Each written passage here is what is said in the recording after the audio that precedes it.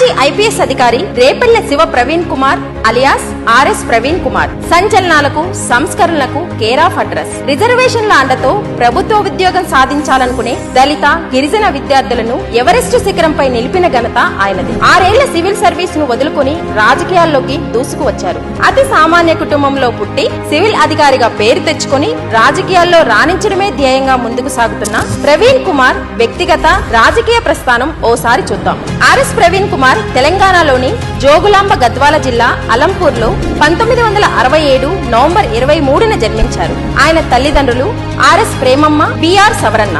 ప్రవీణ్ కుమార్ తల్లిదండ్రులు ఇద్దరు ఉపాధ్యాయులు. ఇక ప్రవీణ్ కుమార్ బాల్యమంతా నల్లమల అటవీ ప్రాంతంలోనే సాగింది. ఆయన పాఠశాల విద్య కూడా స్థానిక జిల్లాలోనే పూర్తి చేశారు. ఆ తర్వాత హైదరాబాద్ రాజేంద్ర నగర్ వ్యవసాయ విశ్వవిద్యాలయం నుండి వెటర్నరీ సైన్స్ లో మాస్టర్స్ పూర్తి చేశారు ప్రవీణ్ కుమార్. అనంతరం సివిల్స్ లో విజయం సాధించి ఐపీఎస్ అధికారిగా కాకి దుస్తులు ధరించి బెల్లంపల్లి నుంచి తన పోలీస్ ప్రస్థానం ప్రారంభించారు. పోలీస్ అధికారిగా ఉమ్మడి రాష్ట్రంలో వివిధ హోదాల్లో పనిచేశారు ప్రవీణ్ కుమార్. గ్రామ పోలీసు విధానాన్ని కరీంనగర్ లో ఎస్పీగా ఉన్నప్పుడు ఆయన అమల్లోకి తీసుకువచ్చారు. అదే ఇప్పుడు విస్తృతంగా వినిపిస్తున్న ఫ్రెండ్లీ పోలీస్ విధానానికి నాంది.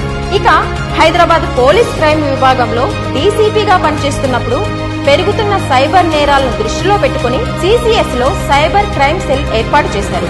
అంతేకాకుండా పోలీస్ వెబ్సైట్ ప్రారంభించడానికి కూడా ప్రవీణ్ కుమార్ పాత్ర ప్రధానమైంది. ఆయన ఎస్పీగా ఉన్న సమయంలో 45 మంది మావోయిస్టులు లొంగిపోయారు.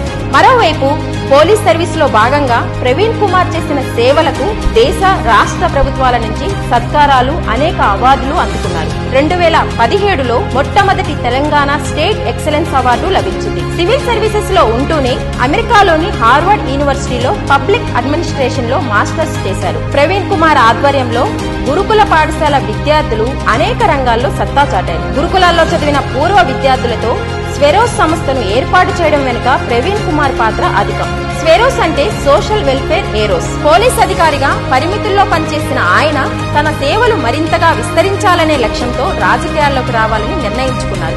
అందుకే మరో 6 ఏళ్ల పాటు సర్వీసు ఉన్న 2021లో స్వచ్ఛంద పదవీ విరమణ చేశారు. భారత రాష్ట్ర సమితిలో చేరారు. 2024 సార్వత్రిక ఎన్నికల్లో భాగంగా నాగర్ కర్నూల్ పార్లమెంటు నియోజకవర్గం బీఆర్ఎస్ అభ్యర్థిగా ఆర్ఎస్ ప్రవీణ్ కుమార్ కు పార్టీ అధినేత కేసీఆర్ అవకాశం కల్పించారు. గురుకులాలు పెడితే ఆర్ఎస్ ప్రవీణ్ కుమార్ గారు వాటిని అద్భుతంగా నడిపిస్తే వందల వేల మంది పిల్లలకు ఐఐటీలో, ఐఐఎంలో, మెడిసిన్ లో, ఇంజనీరింగ్ లో సీట్లు వచ్చినాయి. వేలాది మంది దళిత గిరిజన బలహీన వర్గాల బిడ్డలు ఓవర్సీస్ స్కాలర్షిప్ తీసుకుని విదేశాలలో విద్య కూడా చేస్తా ఉన్నారు.